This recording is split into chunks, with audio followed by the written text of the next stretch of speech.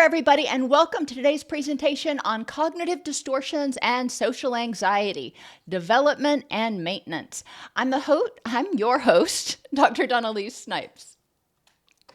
Today, we're going to recognize the symptoms of social anxiety. You're going to learn how to differentiate from generalized anxiety and avoidant personality disorder. We'll explore common co-occurring issues and the roots of social anxiety. And finally, we'll describe cognitive distortions and how they contribute to the development and maintenance of social anxiety. Finally, finishing with identifying whole person treatment strategies. As always, I will stick around after class to answer any questions that you may have. Symptoms of social anxiety, DSM-5-TR. Marked anxiety about one or more social situations in which the individual may be scrutinized by others. This can be performance, this can be at large gatherings, this can be in meetings. Depends on the person. The social situations, that particular type of social situation, almost always provokes anxiety. Now, social anxiety typically goes back to situations in which the person fears being scrutinized by others, giving a speech, having to, as I mentioned, having to perform, eating in front of others, etc. The fear or anxiety is out of proportion to the actual threat. The situations are avoided or endured with intense fear or anxiety. And the fear, anxiety, or avoidance causes clinically significant distress for 6 or more months. It's important to remember, just like with just about every mental health diagnosis, there's a continuum. There are a lot of us who have anxiety about certain types of social situations, certain events where we feel like we may be being evaluated or judged. And yes, it can cause us some anxiety. And yes, we may engage in pre-event anxiety, safety planning, and post-event rumination. It doesn't mean we necessarily have social anxiety disorder. It means that particular event was particularly anxiety-provoking. Now, social anxiety, we just went through. Generalized anxiety is anxiety about a variety of things lasting several months. Social anxiety, specifically situations in which the person fears being judged. Avoidant personality disorder, it's much broader. In social anxiety disorder, avoidance clusters around particular situations, and clients generally recognize the excessiveness of their fears.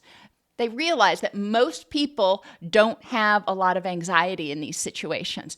Most people, or even themselves in these situations, yeah, it would really suck if they were giving a speech and suddenly let out this loud belch in the middle.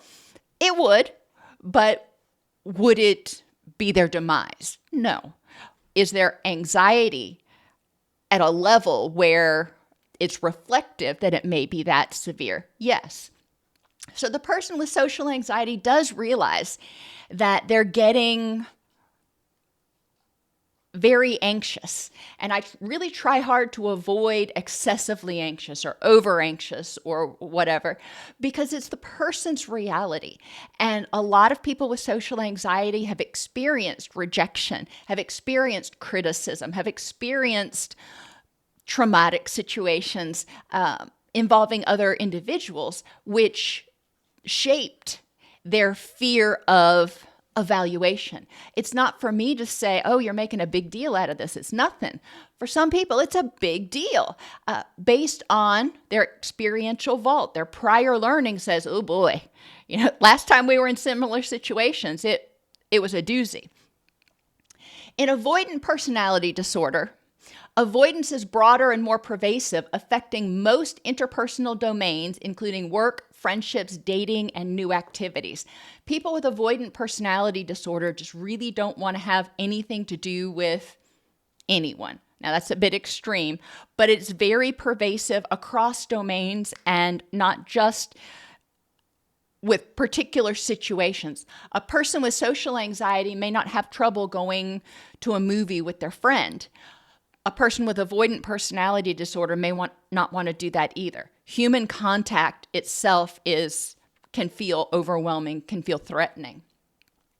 And in avoidant personality disorder, research indicates that the majority of people, not all of them, have internalized this sense of worthlessness and inadequacy. So it's egocentric. They don't realize that their reactions, their fear, their disdain for interacting with other people is disproportionate.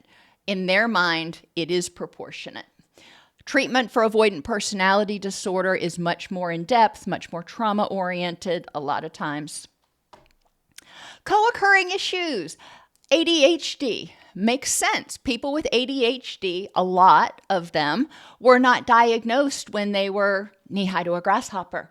Therefore, they had a lot of experiences prior to diagnosis where they may have been criticized, been punished, been yelled at for blurting or inattentiveness or not behaving appropriately in public.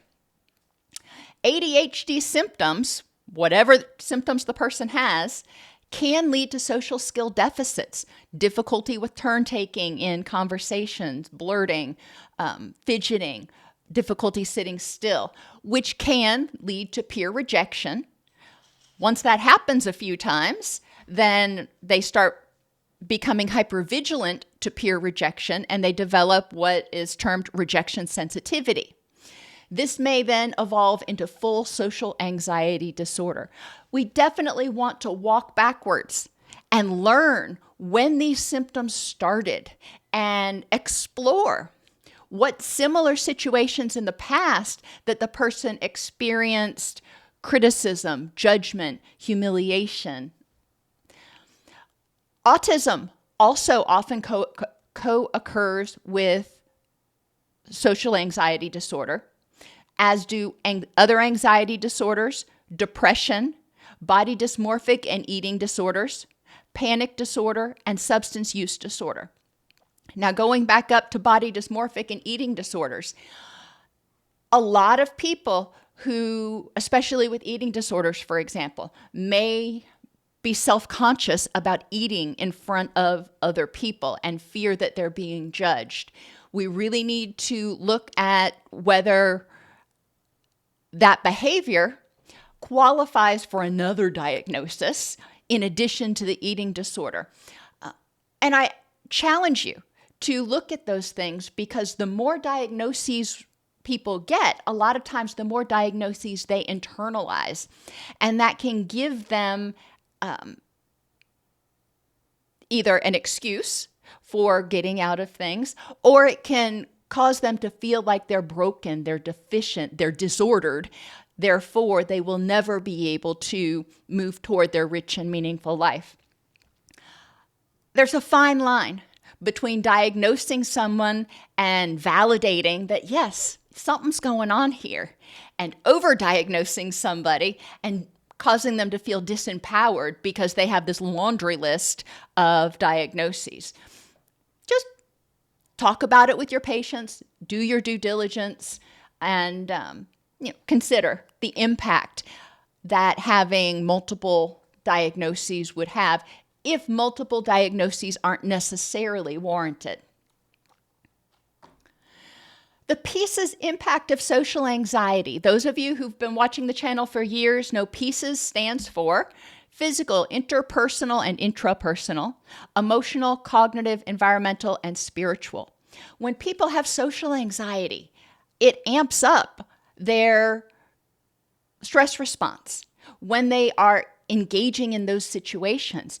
If their main social anxiety has to do with public speaking, and they don't do public speaking very often, then it's probably not going to be something that is to the point where they're even going to seek treatment for it, let alone negatively impacting multiple areas of their life. But it is important to recognize if they are having to engage in situations, maybe going to school for a lot of youth.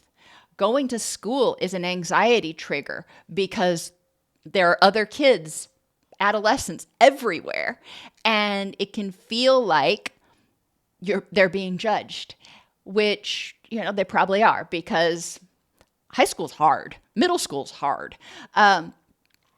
Therefore, when that child or adolescent is in school all day long, fearing being criticized, evaluated, laughed at all day long, what happens to their nervous system? It starts to become dysregulated.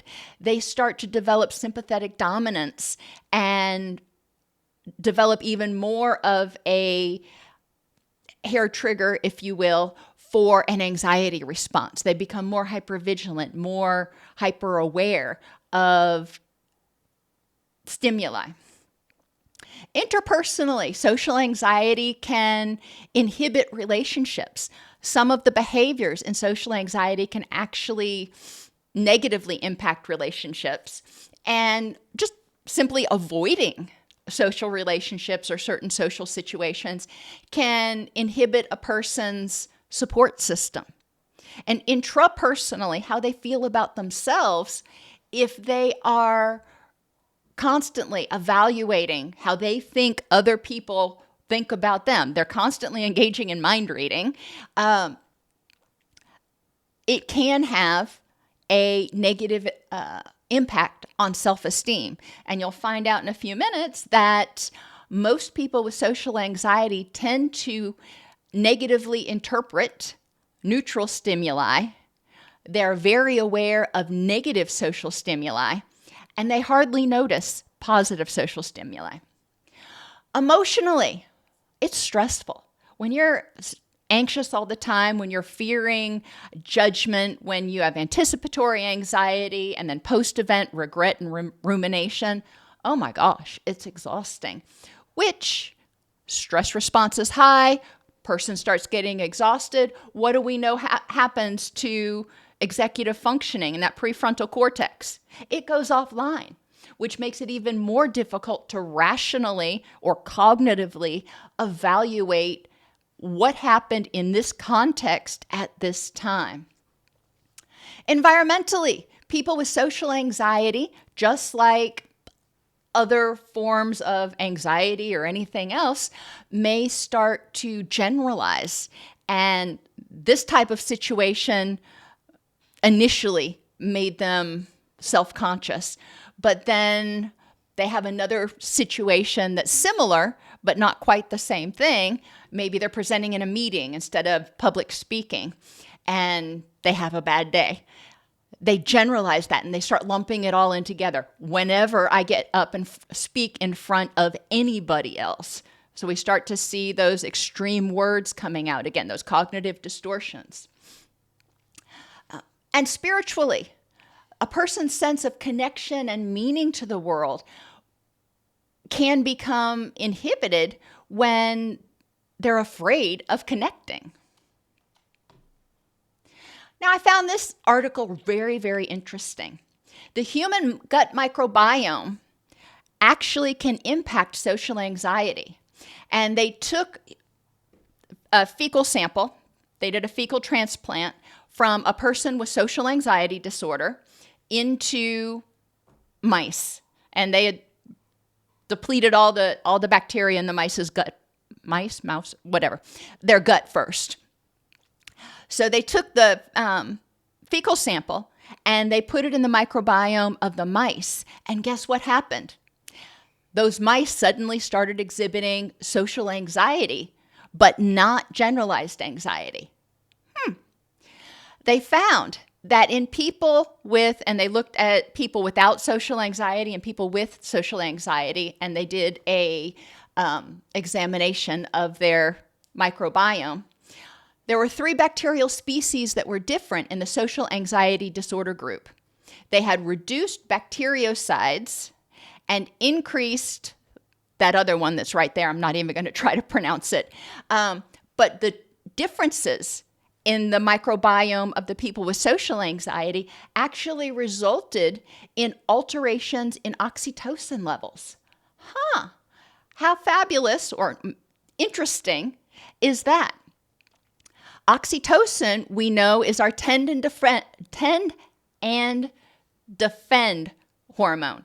It can cause us to want to help people. It can cause us to want to protect those we love. It can help us feel connected to others. Oxytocin is great. It's also a wonderful, very powerful anti-inflammatory, but I digress. Oxytocin levels went down in people who had the microbiome that was altered corresponding to social anxiety disorder. Interesting. Now, what can you do to address that? Most people, and there is no practice for specifically altering those three bacterial species.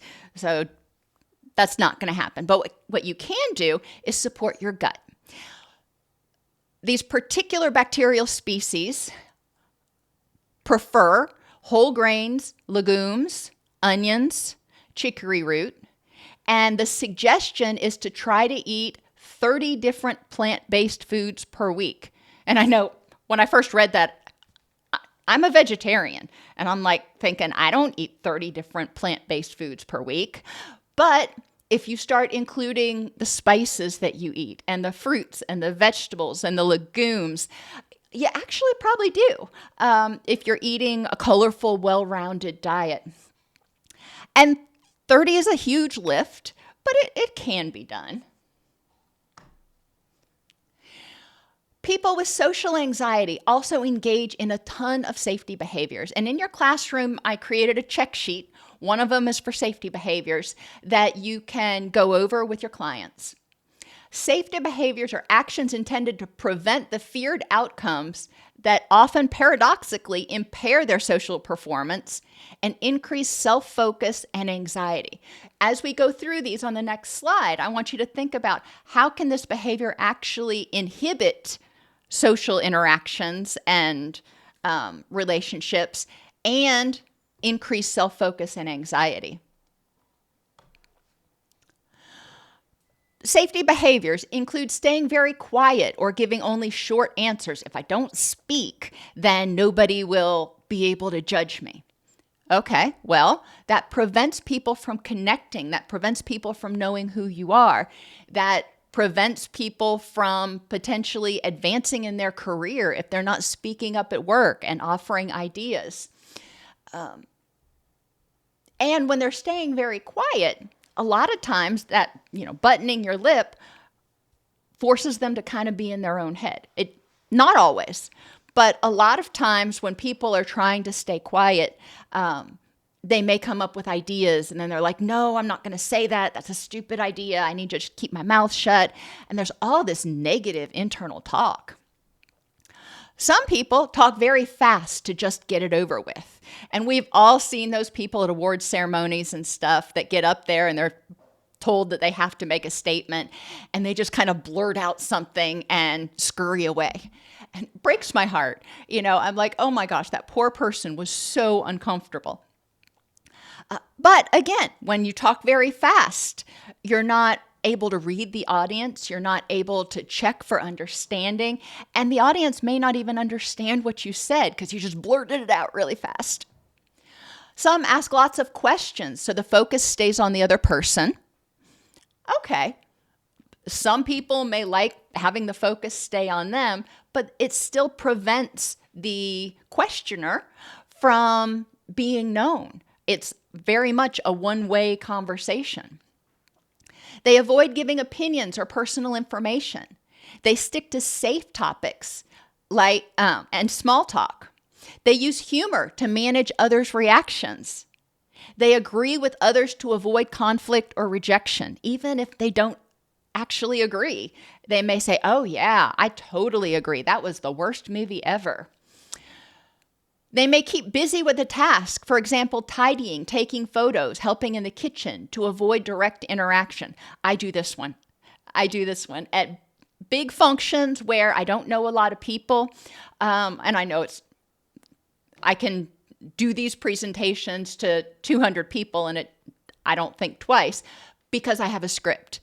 But if I'm winging it, if I'm at, a social gathering of some sort, like at church, and I don't know a bunch of people, I'm going to do whatever I can. I'm going to find some kids to hang out with and try to assist with the little ones. Or when I go to family events, I may try to find a dog or a cat, any animal or any child that I can interact with. Why? Because I'm less concerned about their opinions than maybe some of the adults. And again, it's a continuum. Do I have social anxiety disorder? No. However, I know that when I start getting uncomfortable, that's one of my drop back safety behaviors, is trying to find something to do so I don't have to try to figure out how to make small talk, because I suck at making small talk, and I know that. Some people use clothing, makeup, or accessories to hide signs of anxiety, which, if you've ever used makeup to try to hide your blushing, it often doesn't work well, because generally when you're blushing, then you also start sweating like crazy, and all that just drips right off. But good, honest effort. They may choose seats or locations that feel safer, like near exits, corners, or a quieter area. Where can I disappear? They may rehearse ad nauseum what they're going to say ahead of time, whether it's in the mirror in the bathroom or in their head at night. There's nothing wrong with a little bit of rehearsal, but it's the degree. How much are you rehearsing what you're going to say? They may constantly monitor how they're coming across. Sorry, I got mojo fluff in my face. Anyhow, they may constantly monitor how they're coming across, wondering, am I blushing? Do I look weird? They may distract themselves in their head instead of fully paying attention to the conversation. They may turn down or avoid invitations to anxiety-provoking social events, or use alcohol or other substances to feel more able to cope socially. Talking with clients, and this can be a great group activity, but talking with clients about the continuum. Each one of these is not inherently problematic. It's the degree to which you do it, and the degree to which it impairs your ability to move toward the things that are important in your rich and meaningful life. That's important. People who are socially anxious often update their self-evaluation and self-esteem to a much greater extent after negative compared to positive social feedback. If for a lot of presenters, and I still get evaluations. Y'all do evaluations after class every single week.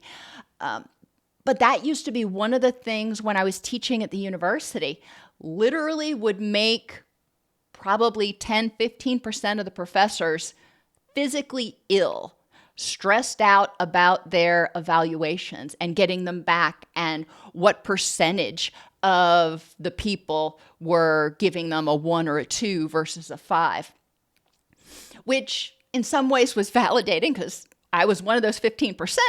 But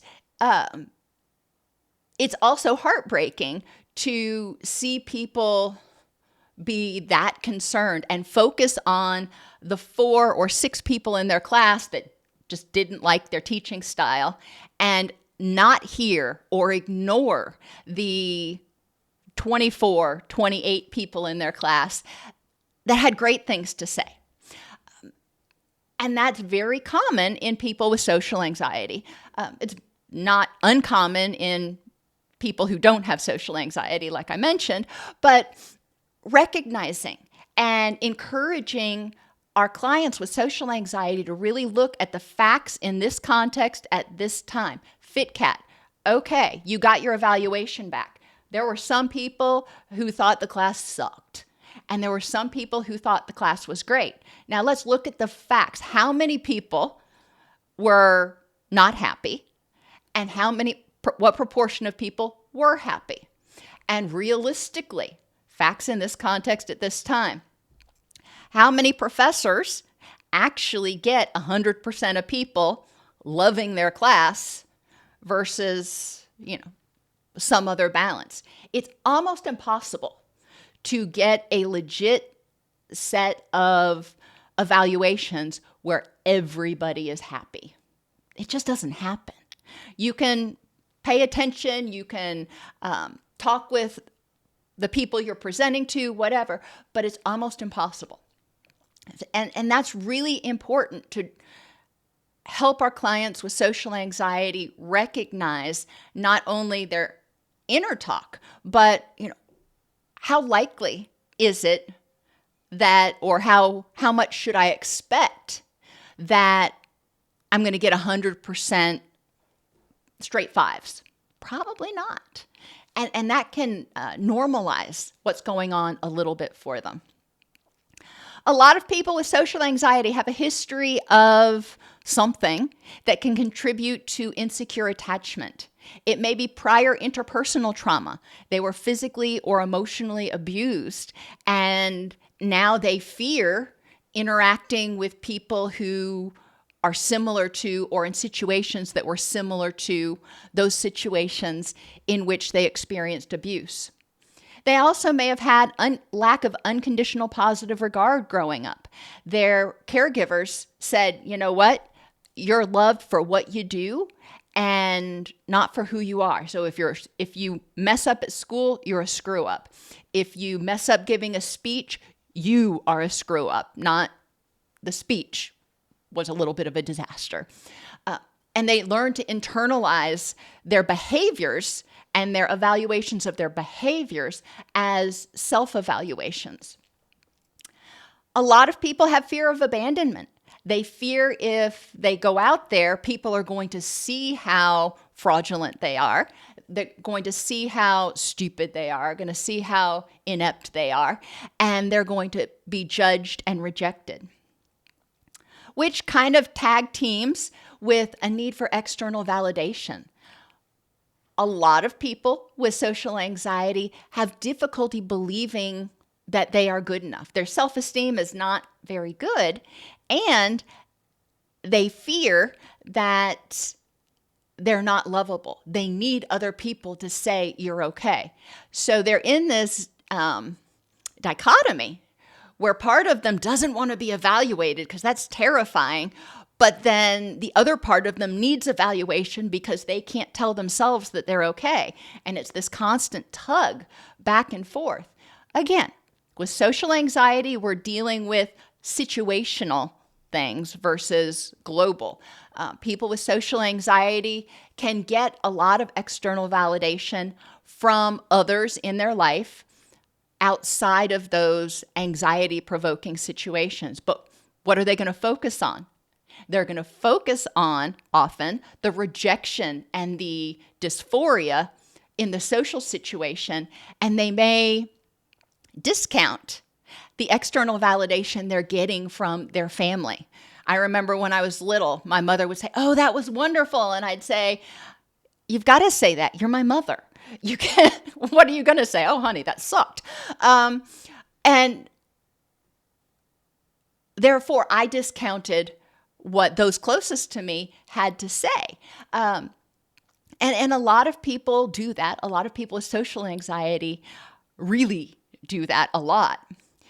They may have poor social skills because they either have ADHD or autism, or they grew up in a chaotic environment. They didn't learn good social skills. They didn't learn assertiveness and boundary setting and all that kind of stuff, which contributes to criticism, negative feedback, sometimes rejection, which again, then proceeds to potentially cause the development of social anxiety. And they may have unhelpful core beliefs about themselves, about who they are. They may think, everybody thinks I'm weird. They may think they don't have anything to offer, which then is amplified if somebody says, "I want you to give a speech on this," or "I want you to come up and talk to the class about this." They may fear that if they start talking, people are going to find out that they don't know what they're talking about. Common core beliefs in social anxiety. We're not going to go through every one of these. Again, they are listed, and then some more, in the handout in your classroom. But some of the common core beliefs in social anxiety that as clinicians, we need to take a look at. There's something wrong with me. Okay. If you feel like there's something wrong with you, tell me about that. What facts do we have to support that? How are you different? What is wrong objectively?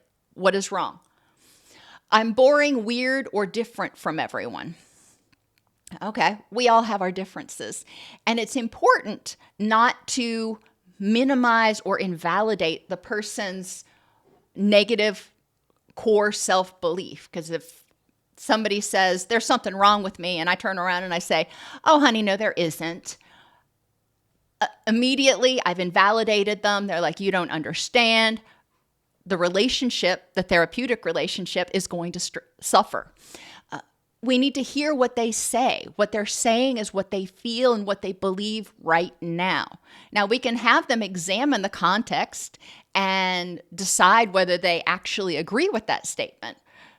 And then that's up to them. We need to empower them, and give them the autonomy to choose which beliefs to hold, which beliefs to modify, and which beliefs to just get rid of. I'm unlikable. I'm awkward in conversations. I'm not as smart or interesting as others. If people knew me, they'd reject me. People are judging me and looking for mistakes. Oh, that's huge in a lot of environments, whether you're presenting to a class at school or you're presenting at work or you're giving a speech. A lot of people in the back of their mind think people are watching me and they're judging my presentation and they're just waiting for me to make a mistake and they're going to know. I've given, hundreds of presentations, thousands, and I make mistakes in every single one. And sometimes I walk out of the presentation and I'm like, oh, that was a disaster. And my husband's like, I didn't really hear anything. You know you made mistakes, but does anybody else really realize it? And, maybe not. It's always good to think about it from different perspectives. No one wants me here. If I go to this event or situation, something will go wrong. People who have fears of eating in front of others often fear they're going to choke or they're going to drop something on themselves. My grandmother used to occasionally drop stuff on herself, and she was a stout woman. And she just looked down at herself one day. We're at a restaurant and she dropped something on herself. She just brushed it off and said, God just gave me a shelf. And moved on. And I was just like, okay, that's a classic.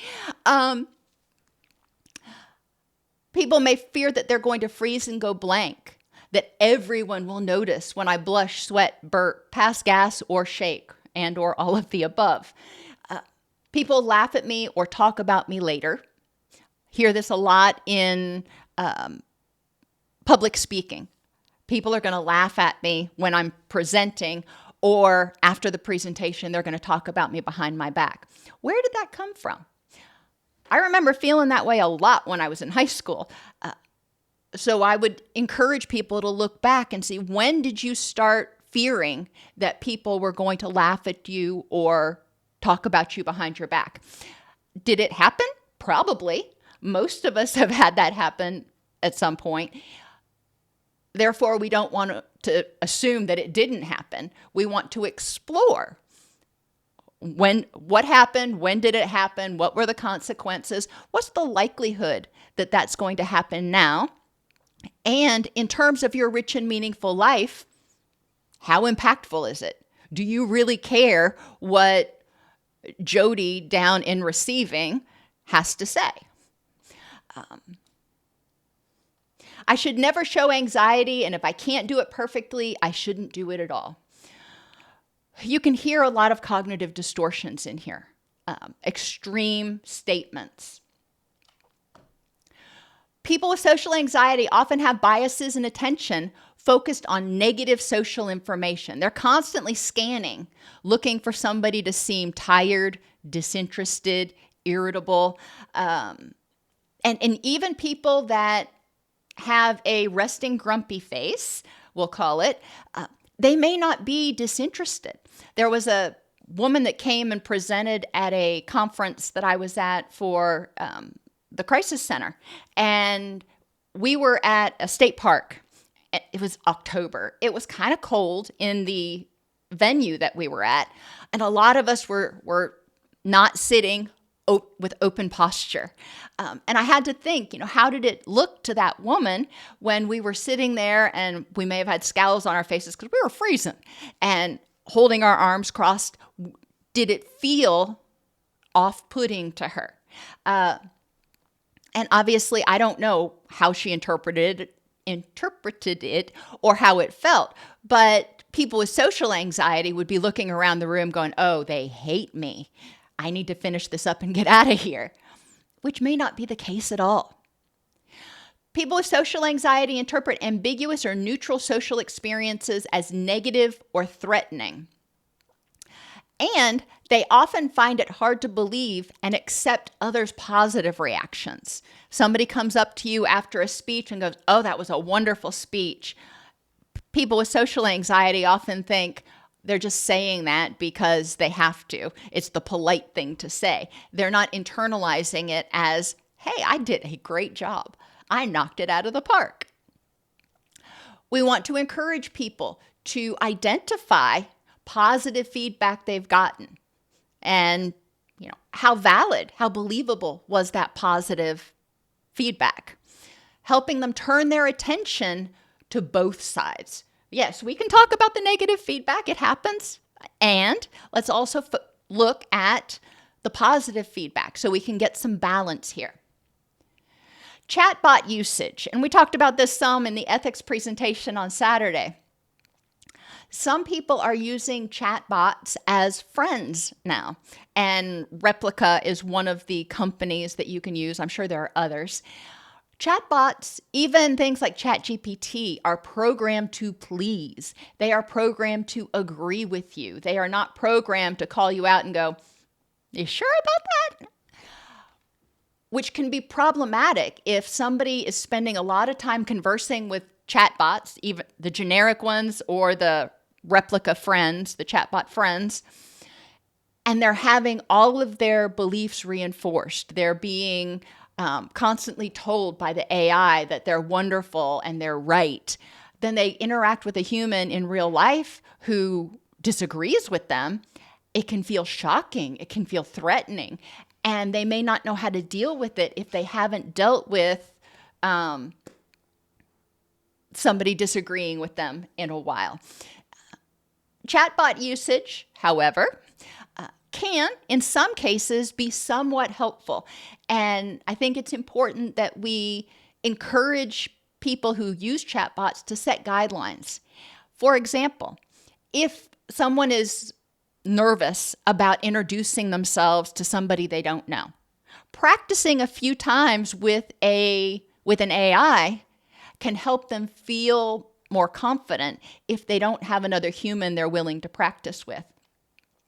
However, making sure that the person knows ahead of time or sets guidelines so they're using it as a tool to get more comfortable doing this task. It's a learning tool. It's not a friend. They're not introducing themselves to this chatbot so they don't have to engage with other people. And social media, we talked about that a lot before class started. Social media, unfortunately, encourages disinhibition, and that is the tendency to take off our filters and say whatever we please, thank you very much, and not worry about how it comes across. Some people will even intentionally go out of their way to troll and be nasty to other people. Well, if that's happening on social media, if people are reacting and they're being hateful, what might I expect in real life? It's bad enough if it's online and, at least then I can turn off my computer. But if it's in real life and people start acting like that, oh my gosh. People who don't have a lot of regular real life experiences may feel like and expect similar treatment in real life versus online.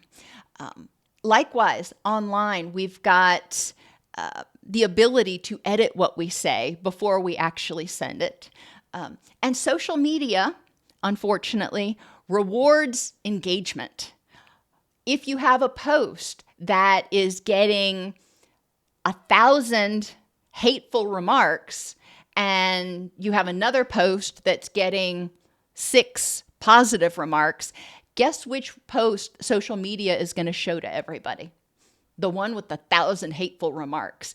And so it spreads that toxicity.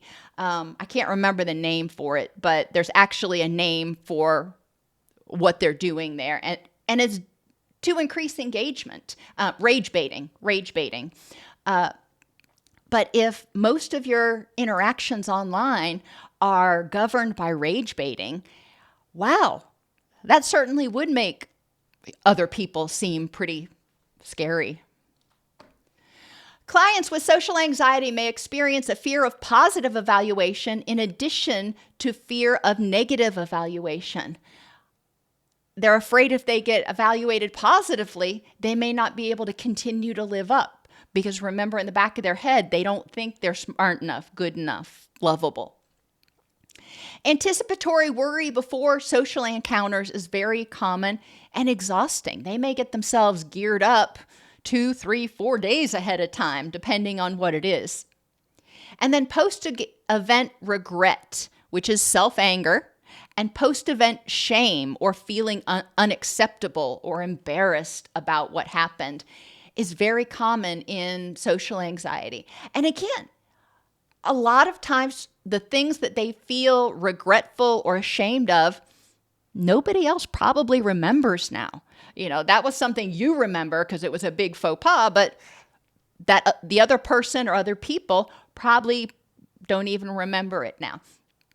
And again, talking about the post-event regret and what they're angry about at themselves about, what they regret doing or not doing, what they can learn from it, and just the basic facts of what is the function of holding on to this anger or regret and continuing to beat yourself up for it. As a result of all this stress, anxiety, regret, shame, a lot of people with social anxiety struggle with emotional regulation, which can further inhibit their interpersonal interactions. If they have difficulty being assertive, if they tend to fly off the handle very easily. Cognitively, people with social anxiety have a lot of self-focused attention, monitoring their internal state and constructing distorted beliefs about how they appear to others. They think they're visibly blushing or trembling. They're aware of what's going on in their body, and they think everybody else can see it.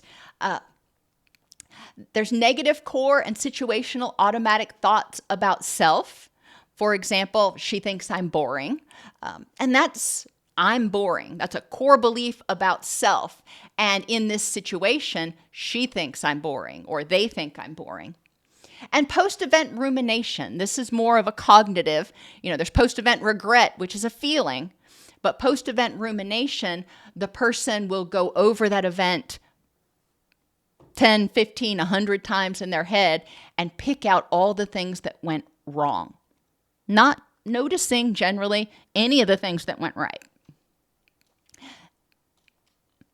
Attentional bias and impulsive responding to negative emotional information are also very common.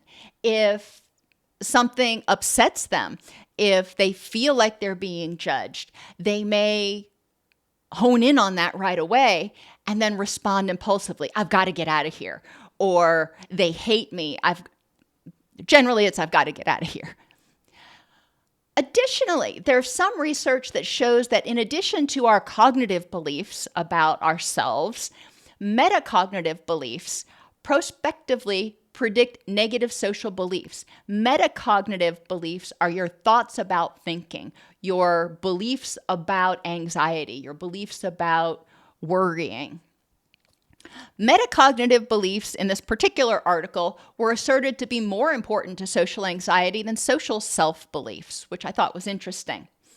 They represent beliefs about thinking, such as when I start worrying, I cannot stop. There is a instrument out there called the MCQ-30, and you can see You can look that up online, see what questions are in it. These are some paraphrased examples of those questions. Worrying helps me avoid problems. I cannot ignore or control my worrying. See, this doesn't have anything to do necessarily with social situations, but if I'm going into a social situation that I know is going to cause me anxiety, then my beliefs about my ability to handle the anxiety or my beliefs about the function of the anxiety are also important. And those metacognitive beliefs could be really key to why I am having difficulty letting go of or addressing the anxiety. I'm having difficulty saying it's okay not to worry. I'm having difficulty moving forward in treatment because I'm afraid, I worry that if I stop worrying, I'm not going to be able to avoid problems. When I start worrying, I can't stop. Well, if I'm going into a situation that I know is going to cause me anxiety, then I'm already expecting I'm going to spiral. I constantly examine my thoughts. If I stopped worrying about something and it happened, it would be my fault. I should always be in control of my thoughts.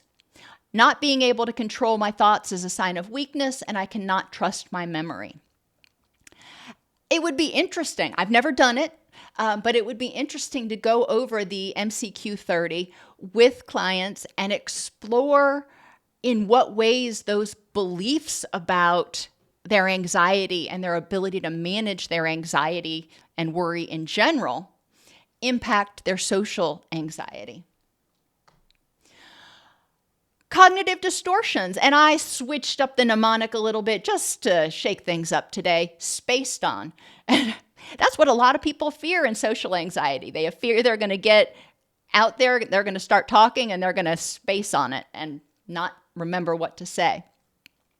Shoulds, to be accepted, I should, or last night I shouldn't have. Personalization, they had a bad time last night and it's all my fault. It's me. It's my fault. I'm stupid. They're angry because I'm here and they don't want me here, whatever.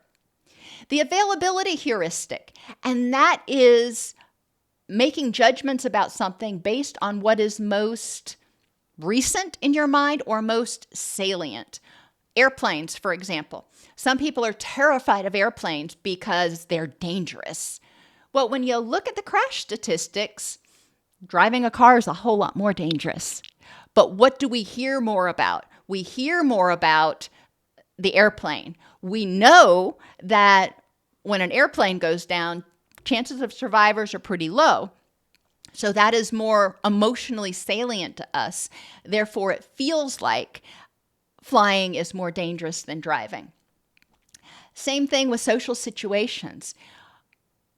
What the person focuses on, what's most salient in their mind, what's most powerful to them is often the experience of being rejected, shamed, or ridiculed, as opposed to the other 50 times that they did something similar and it was a nothing burger.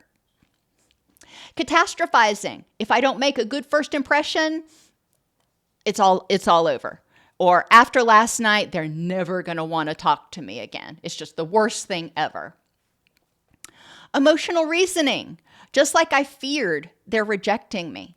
I fear people aren't going to want me there. Therefore, when I go there, I interpret any negative nonverbals as somebody confirming my fear that I'm not wanted there. Dichotomy. I use this instead of all or nothing. If the social event didn't go perfectly, it's a total loss. And we need to encourage people to check their verbiage. And finally, overgeneralization. Every time I speak in public, every time I try to talk to someone, it goes poorly. And negative magnification. They must think I'm an oaf after I spilled a drink last night. I'm going to magnify the one negative thing that happened and minimize any of the positive or even neutral stuff that happened. In general, when treating social anxiety, we want to identify and address the thoughts, images, anxiety symptoms, and safety behaviors. We want to help people recognize their vulnerabilities prior to going into social situations. And vulnerabilities are often environmental or physical. What conditions make you more likely to be anxious, make you more likely to go blank? If I haven't had a lot of sleep, I'm more likely to have brain fog and, zone out for a second. So thinking about what vulnerabilities, that way people are aware. If they're having to go give a speech tomorrow, and, most of us, before we give a big speech, we may not sleep well, which means we're going into that speech being a little sleep deprived. Okay, how can we hedge our bets to make sure that everything is going to go as well as possible? Environmentally, what vulnerabilities? For example, some people feel anxious if they can't see everyone that's watching them. If they're on one of those podiums where they've got people, 360. It can be anxiety provoking. And when you've already got anxiety, then you're going to be more sensitive, more attuned to any negative stimuli, because that's the way our body reacts, including social feedback that you're getting. Going into something with low-level general anxiety about something is going to likely make people's social anxiety increase exponentially. And we want to have people explore their triggers for social anxiety. What particular situations, events, types of people, whatever, trigger your social anxiety? I know for me, one place I used to work, our CEO, I was terrified of her because I knew when she would get mad at people, she would start screaming at them. And, that was a little scary to me. That was one of my triggers. And anytime I would have to present in front of her, I would always get a lot more anxious because I was expecting or preparing or bracing for the onslaught. Foundational activities we need to do before we even really start exploring the social anxiety. Help people define their rich and meaningful life. If they know what's important to them and what they want to spend their energy moving toward, it's going to be easier to make cognitively sound decisions. Help them develop emotional intelligence, emotional quotient, whatever you want to call it. Understand the function of anger and anxiety is to protect us. It's not something we're supposed to steep ourselves in. It's supposed to notify us like a smoke alarm notifies us of a possible fire. And to get us to take action, to evaluate the situation, see if there's a threat, and respond appropriately. Encourage people to notice the signs of anger and anxiety in themselves. What does it feel like when I start getting anxious? So they can start noticing before they're in a full-scale panic. When we notice earlier, it's easier to activate that parasympathetic nervous system and downregulate. Vulnerability awareness. If they're hangry or just hungry, if their blood sugar drops, how does that impact their anxiety? For most people, they start getting shaky. Then they start interpreting everybody seeing them shake. They start feeling like they're being judged. It spirals from there. So hunger, pain, sleep deprivation, those are three big vulnerabilities. And like I mentioned, environmental. If there are certain environmental conditions that make the person feel unsafe or uneasy to begin with, then figuring out how to address those things. When I go and do a big presentation, I often take my husband with me because he's my IT guy, and we have backups upon backups of my presentations because one of my biggest fears is I'm going to get there and I'm not going to be able to display the presentation. Environmentally, I take care of that because I know if I go in and I'm stressed out about that, I'm not going to do as good of a presentation. We need to help people learn downregulation skills. Accept the moment as it is. Slow their breathing, whatever way they need to, whether it's square breathing, blowing balloons, blowing bubbles, singing loudly, whatever it is. downregulate. Hardiness is the concept of commitment, control, and challenge, helping people reflect on what's going on and in all of the things that I'm committed to in my life, in my rich and meaningful life. How is this event going to impact each of them? A lot of times this particular event won't have any impact on a lot of the things that are important in my rich and meaningful life. Well, there's a load off there. Control.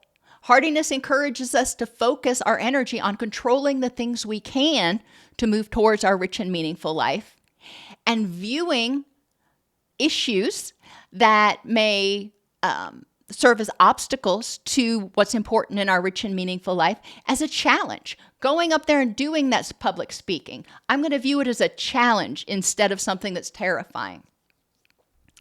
We also want to help them develop communication and interpersonal skills, assertiveness, boundaries, learning conversational skills like turn taking and not dominating the conversation for minutes or longer, or blurting. And listening to understand, not for criticism. A lot of people with social anxiety listen to others and are trying to listen for those little digs. They're trying to listen for those little offhanded negative comments because they just know they're coming. Helping them start listening to understand the other person without assuming that the other person is going to criticize them. Videotaped role plays have been useful. The safety behavior experiment encourages people to engage in social interactions with and without using their identified safety behaviors. And then they watch these videos. When they use their safety behaviors ahead of time, how did it impact the interaction? Did it help? Did it improve their interactions and get them more approval? Or did it hurt? And when they dropped those safety behaviors and just kind of went in, spontaneously, how did it impact their interaction? Was it any worse? Was it any better? Also, the attention shift. Clients practice shifting attention. This is a different exercise, not in the same one. Practice shifting attention from internal self-monitoring to focus on the social interaction itself.